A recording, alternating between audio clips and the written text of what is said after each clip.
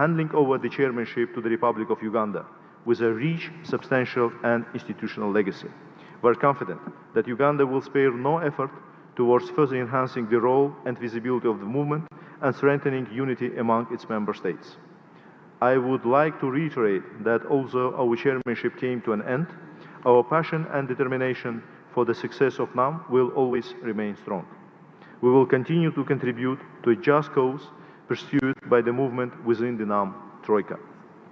I wish the distinguished friends from Uganda all the best in their chairmanship and express our readiness to extend all the necessary support in this process. Azerbaijan is proud to take over a new important international responsibility. In fall 2024, Baku will be hosting the 29th Conference of Parties to the UN Framework Convention on Climate Change. As the host of COP29, we rely on precious support by the NAM member states and look forward to welcoming you to Azerbaijan. I thank you all.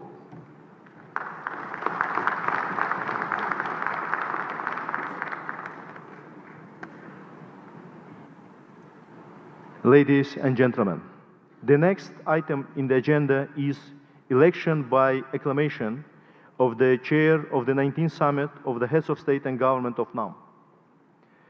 I propose the distinguished delegations to elect by acclamation His Excellency Mr. H.E Y.K Museveni, President of the Republic of Uganda, as chair of the 19th Summit of the Heads of State and Government of NAM.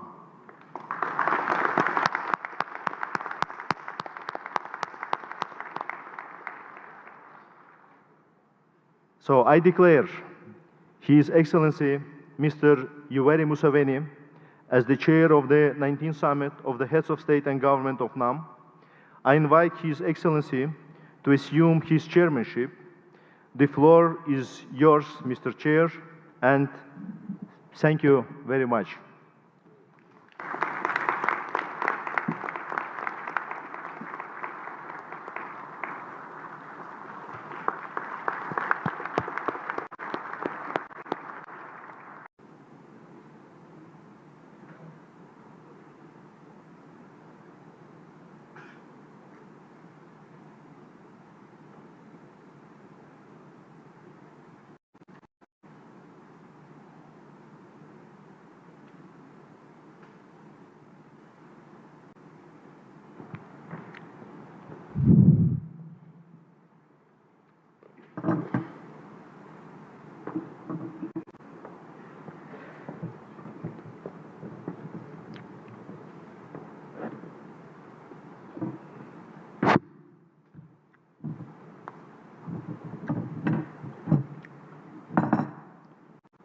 His Excellency,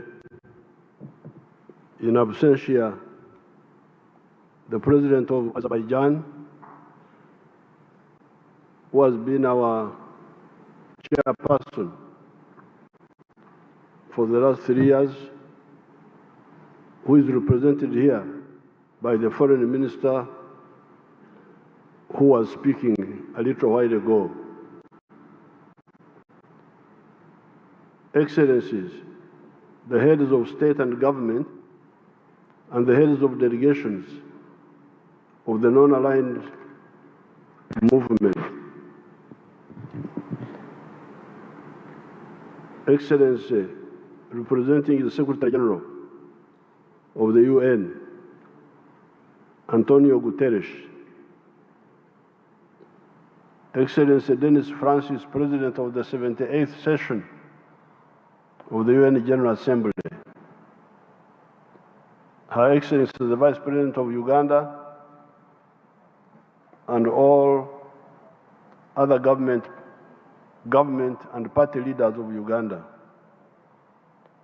Fellow Ugandans, ladies and gentlemen, it gives me great pleasure to welcome Your Excellencies, the heads of state and governments, and the heads of delegations of the non-aligned movement countries. This grouping of countries accounts for 4.46 billion people of the world. It was started by our far-sighted elders in the persons of His Excellency Sukarno of Indonesia, His Excellency Jawaharlal Nehru of India, His Excellency Gamal Abdel Nasser of Egypt, and His Excellency Zhou Enlai of China, when they met in Bandung, Indonesia, 1955.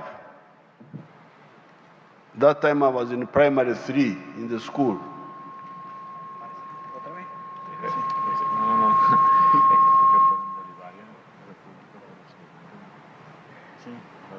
The first summit of the non-aligned movement took place in Belgrade, Yugoslavia, in 1961, and was attended by Afghanistan, Algeria, Burma, Cambodia, Ceylon, Congo, Cuba, Cyprus, Ethiopia, Ghana, Guinea Conakry, I think here was Guinea Conakry, India, Indonesia, Iraq, Lebanon, Mali, Morocco, Nepal, Saudi Arabia, Somalia, Sudan, Tunisia, United Arab Republic, Egypt, Yemen, and Yugoslavia. The emergence of the non-aligned movement was a necessary antidote to the irrational polarization of the world of that time between the capitalist Western countries and the communist, mainly Eastern countries. By the early 1960s, our student group was already beginning to be active. We were the third generation of the African anti-colonial freedom fighters. The first generation had been the African-American Pan-Africanists, such as Marcus Garvey, George Padmore, W.B. Du Bois, that had been joined by those who founded the African National Congress of South Africa in 1912. By 1900, the whole of Africa, except for Ethiopia, had been colonized. This direct colonization of the whole of the African continent was the culmination of 400 years of the plunder of Africa by the evil imperialist forces in the form of slave trade and the genocide wars that went with it. The newly discovered Americas, Asia, China, and the Pacific, Australia, New Zealand, and so on, had been similarly aggressed, colonized, semi-colonized, like in the case of China, and plundered.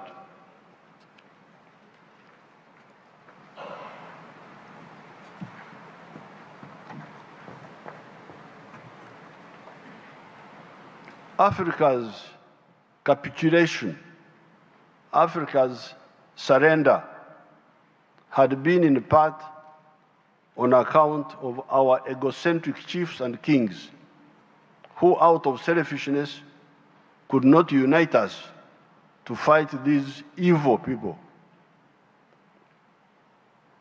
The second generation of the African freedom fighters were people like Mzee Jomo Kenyatta of Kenya, Mwalimu Nyerere of Tanzania, Nelson Mandela of South Africa, etc., who emerged in the 1940s.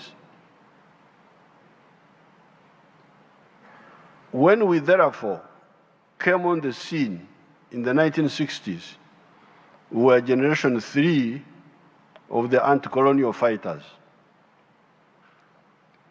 We seriously studied the interplay of forces that had ultimately led Africa in such a calamity. In those studies, we used the instrument of political economy, which is a study that helps us to discover the fundamental laws that govern the motion of society from one social system to another. What prompts society to change from one form of social system to another? That was our big study. We had to study the dynamics of social change. In that study, we discovered that man, the Homo sapiens sapien, who emerged here in Africa 4.5 million years ago, had been the main actor.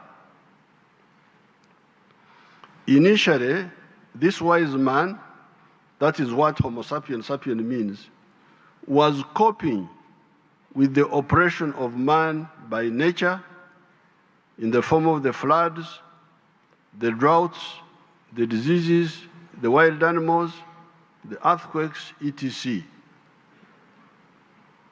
These natural phenomena were, of course, oppressing other creatures, such as the wild animals, the plants, as well.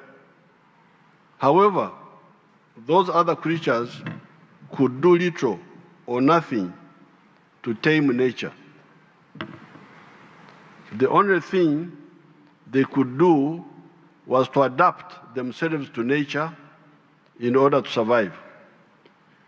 That is how the beaver in the cold climates hibernates during the winters so as to survive.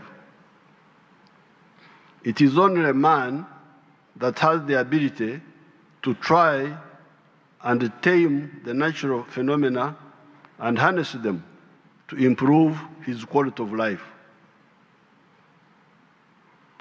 Why does man have this capacity? It is because of the 3 characteristics of man.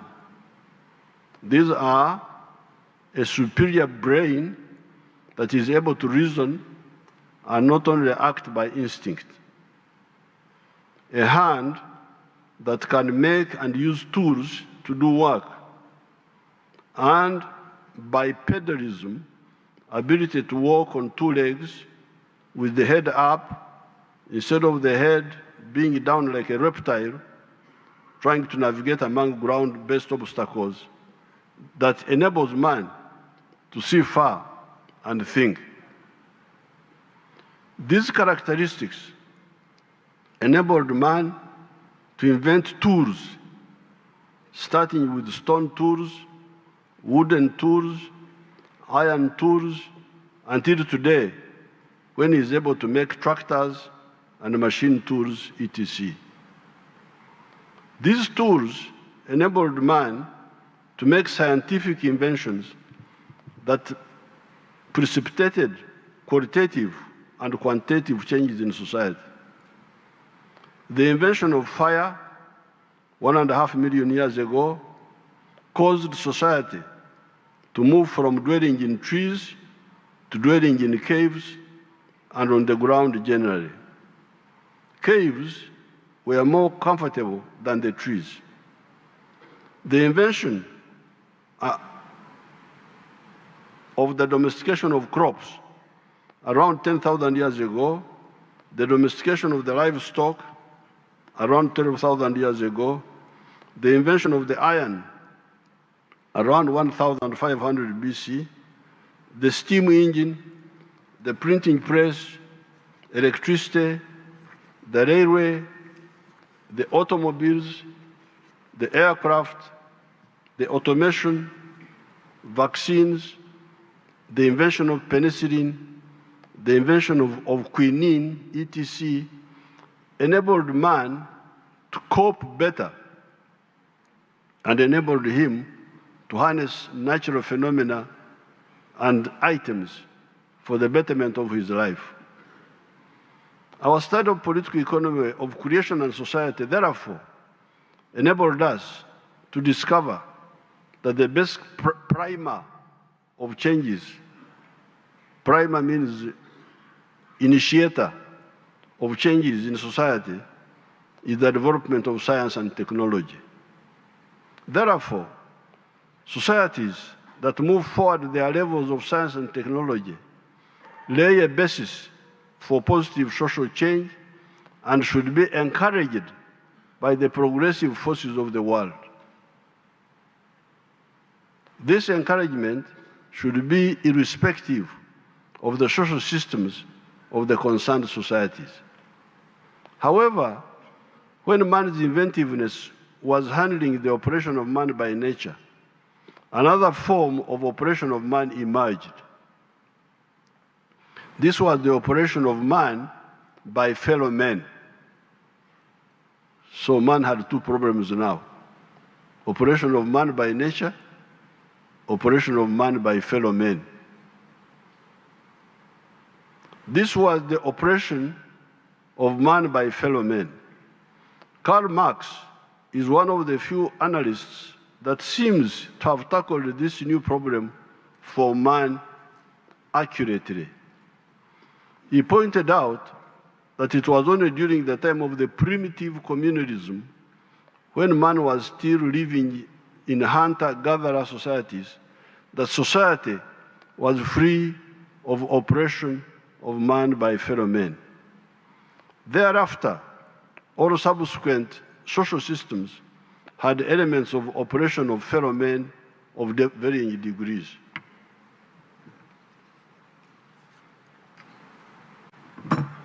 This was in the form of wars of conquest, wars of aggression, slavery, imperialism, neocolonialism, colonialism, feudalism, primitive capitalist accumulation, chauvinism, etc. These elements of exploitation are totally unnecessary and only propelled by greed.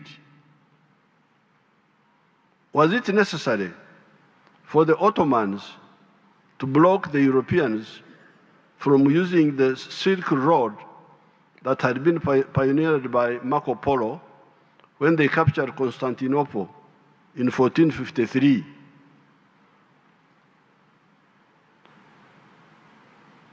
When the Europeans were thus blocked, they started looking for a sea route around Africa, led by the Portuguese, one of them being Prince Henry the Navigator of Portugal. This was a legitimate and positive response forced on the Europeans by the unreasonable actions of the Ottomans. As a consequence of that effort, Christopher Columbus reached the Americas in 1492, and Vasco da Gama went around the Cape of Good Hope in South Africa in 1498. By this time, the positive efforts of the Europeans looking for a sea route around Africa had already started being polluted by the evil of slave taking by the Portuguese.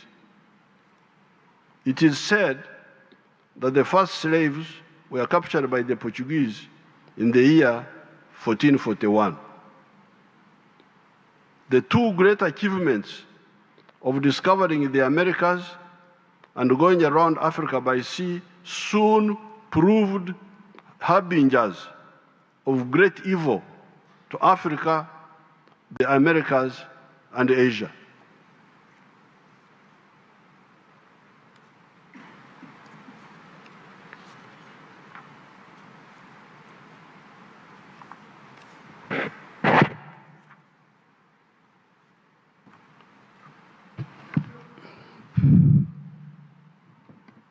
As bullies, the Europeans used their progress in technology of shipbuilding and the use of gunpowder to conquer Africa, the Americas, Asia, and the Pacific. European looting of the rest of humanity through slavery, imperialism, colonialism, semi-colonialism, conquest, and extermination of the indigenous people in some cases went on for 500 years. Instead of humanity celebrating the scientific advances in shipbuilding, the wider use of gunpowder, which had been discovered by the Chinese around 800 BC, the wider use of quinine against malaria that the Spanish had learned from the indigenous Indians of the Americas, the printing press, the steam engine, and all the other inventions were to spend 500 years in anti-colonial wars to expel the evil parasites. In the case of Africa, it is only in 1994 that the indigenous people of South Africa regained control of their country. So we had to spend 500 years dealing with idiotic schemes by greedy people. The oppressors miscalculate when they use their temporary advantage in science and technology to think that they can use that to indefinitely oppress other people. The oppressed will learn, catch up, and defeat the oppressor. That is why empires always all collapse. All empires always collapse. The idea of empires is an evil idea. I don't want to impose my beliefs on you, but as a Christian, in the book of the Acts of Apostles, it says that empires are evil.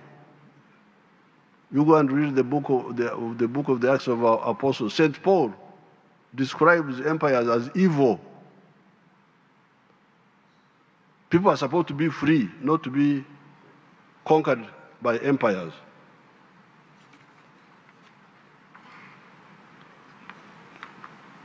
We should only have free associations of nations, people of common or shared origin, interacting for mutual advantage with the peoples of the world.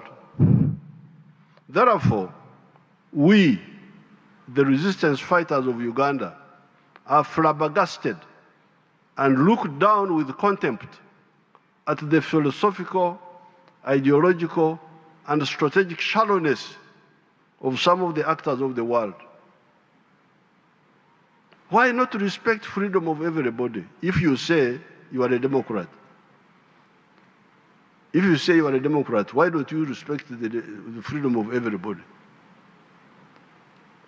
How can you say you are a Democrat and yet you want other people to be slaves? Why do you not seek influence? Why do you not seek to influence people by your good example instead of manipulation, lectures, and threats? Again, in the book of Matthew, it says, "Let your light so shine before men that they see your good deeds and praise your Father who is in heaven." Influence people by example, not by threats and manipulations. chauvinists of race, religion, tribe, or gender should stop wasting our time and opportunities with their shallow schemes. Action will inevitably invite counteraction. Oppression will invite resistance. That is why we, the resistance fighters of Uganda, only fight just wars. We abhor unjust wars. The promoters of unjust wars lose most of the time. These are wars of imperialism, conquest, domination, etc. In the 500 years of European aggression against Africa, it was only from 1912, when the African National Congress was founded in South Africa, that modern freedom fighters came forward to lead the African resistance, the traditional, illiterate African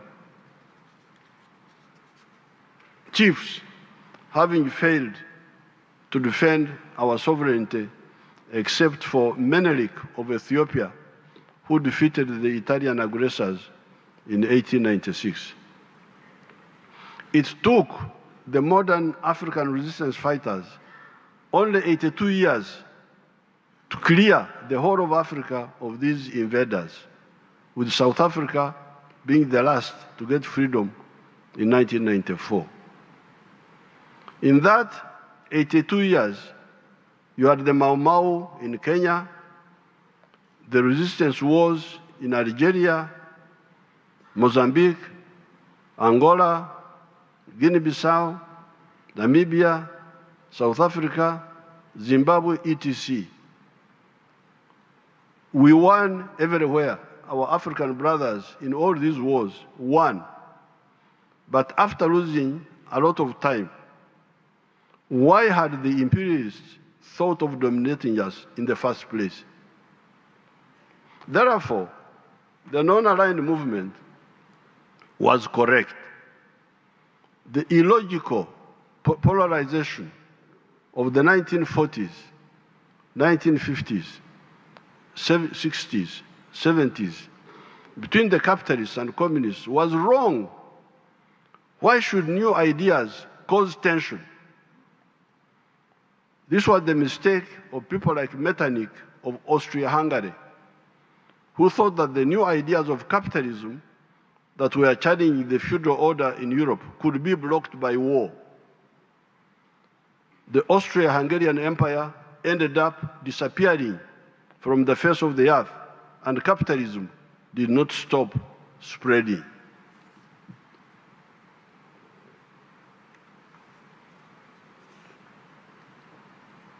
Our stand is that the world should concentrate on the common human problems: prosperity through trade,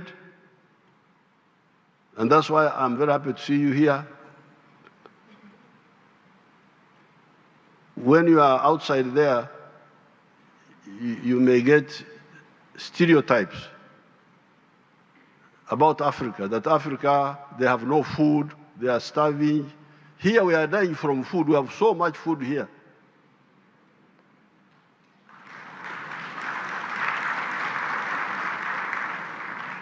So those images with some bad situations, don't think they represent the whole of Africa.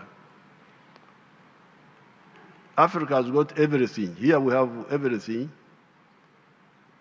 What we need from other people are markets and investments. But we shall not only sell to you, we shall also buy from you. We are not like others who want only to sell to others but not to buy from them.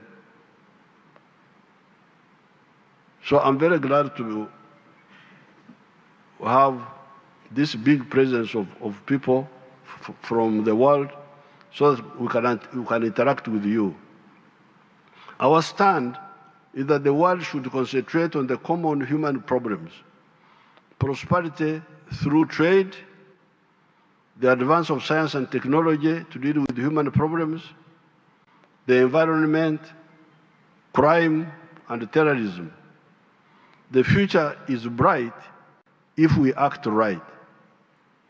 These are indeed the Bandung principles of 1, respect for fundamental human rights and for the purposes of the principles of the Charter of the United Nations, respect for the sovereignty and territorial integrity of all nations, recognition of the equality of all races and of equality of all nations, large and small, abstention from intervention or interference in the internal affairs of another country, respect for the right of each nation to defend itself singly or collectively in conformity with the Charter of the United Nations, abstention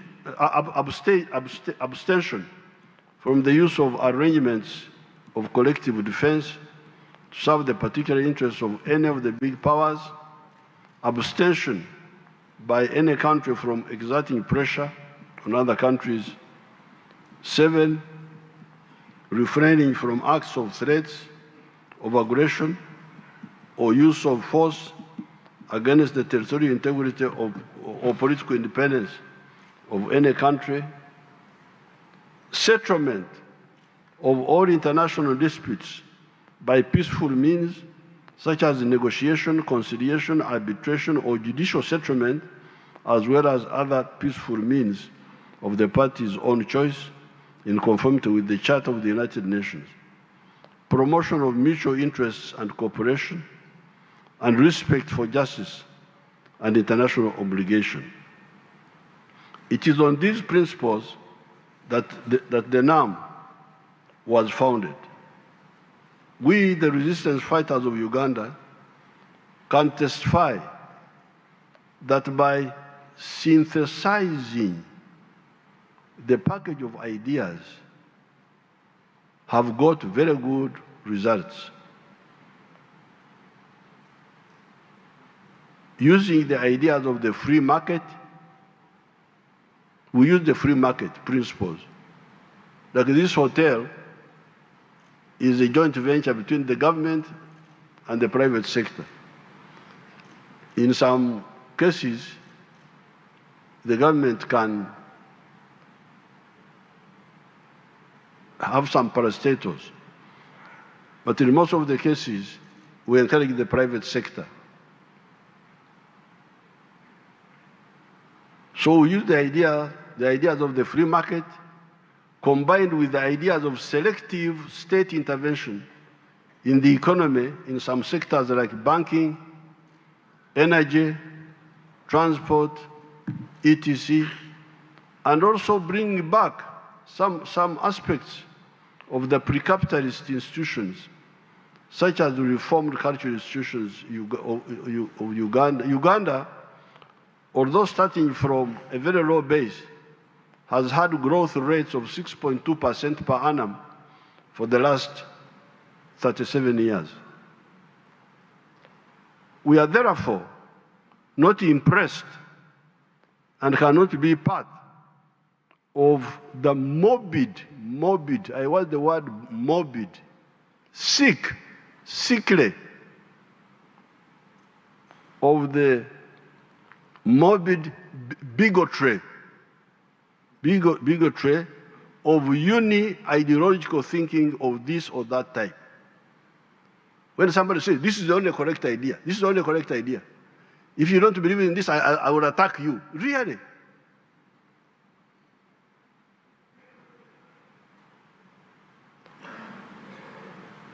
The universe has been here for the last 30 billion years. This earth has been here for 30 billion years. The human society has been here for the last 4.5 million years. Now you come, within 20 years, you think what you think is the only correct thing. You must be sick.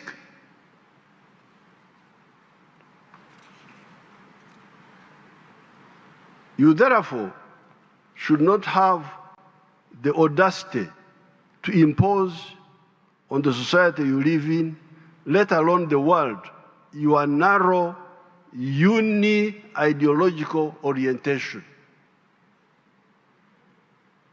Here in Uganda, we rejected the concept of uni-ideological positions. Our movement started as a multi-ideological political force. We had capitalists, we had socialists, we had Marxists, we had feudalists. They're all. That's why we call our movement, not party. Because a party is uni-ideological. Communist party, capitalist party, those are uni-ideological. Our force is multi-ideological, because that's what fits our society. In conclusion, the strength of the non-aligned movement should be used to exercise considerable influence, particularly at the UN, for the effective transformative process for a better common future. In the negotiations for the Pact of the Future, the outcome document of the upcoming United Nations Summit of the Future, to be held in New York in September 2024, we should clearly define priorities that favor developing countries by maintaining unity, solidarity, and collective coordination among our member states in line with the Bandung principles. I assure you all that my team, led by the permanent representative in New York, has my full support to chair the coordinating bureau of the non-aligned movement. I thank you, and I welcome you all to Uganda. Thank you very much.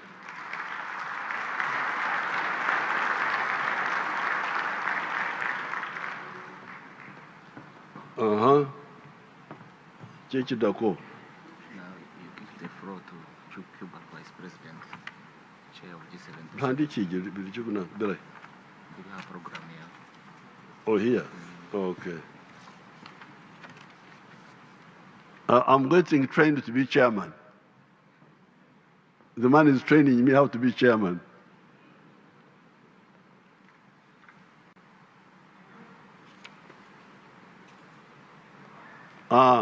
Now, I now know my job now.